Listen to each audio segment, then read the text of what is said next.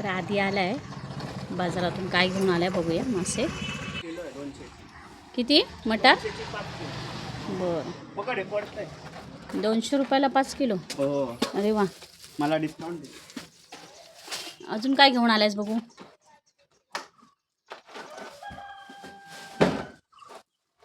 हे काय आहे? मछली, मासे आणि हे भाजी. ओके ओके, तर घेऊन जा. तर आधीने इथे चिकन आणलं आहे.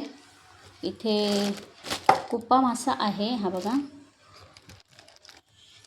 हा बघा. त्यानंतर इथे आपली सुंदर अशी मांदेली आहे, छोटीशी. तर आता ही रेसिपी मी तुम्हाला सगळी व्हिडिओमध्ये दाखवणार आहे. मंडळी, इथे चिकनला बंटूसाठी आहे, त्यामुळे त्याला हळद आणि मीठ लावून घेतले, थोडासा लिंबाचा रस.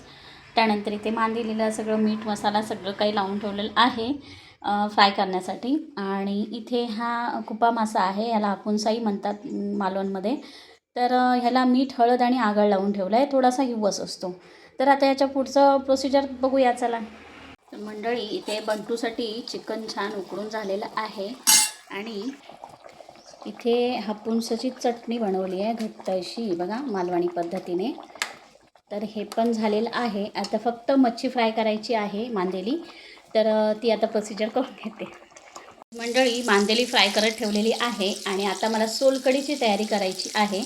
तर पूर्ण जेवण झाल्यानंतर मी पूर्ण ताट तुम्हाला दाखवते, मी काय काय मेनू बनवले आहेत. तर हा व्हिडिओ शेवटपर्यंत बघा. आवडल्यास लाईक, शेअर, सबस्क्राईब करायला विसरू नका. आणि कमेंटमध्ये नक्की सांगा की माझा हा व्हिडिओ तुम्हाला कसा वाटला. मंडळी, हा माझा लाडोबा जेवल्याशिवाय मी काय स्वतः जेवत नाही. अगदी पाहुणे आले असतील तरी पण मला ती सवय आहे की बंटूला जेवायला घातल्याशिवाय मी कोणालाच जेवायला देत नाही. तर हे बघा, त्याला जेवण घालून ठेवलेलं आहे भांड्यामध्ये. आता बाजीराव खाली येतो आहे.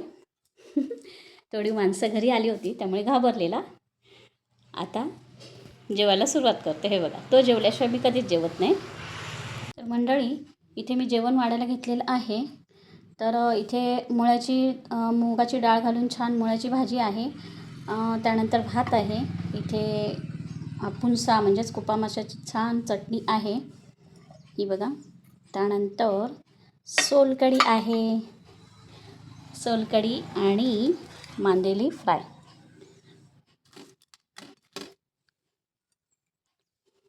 तर हे सगळं माझं जेवण तयार आहे.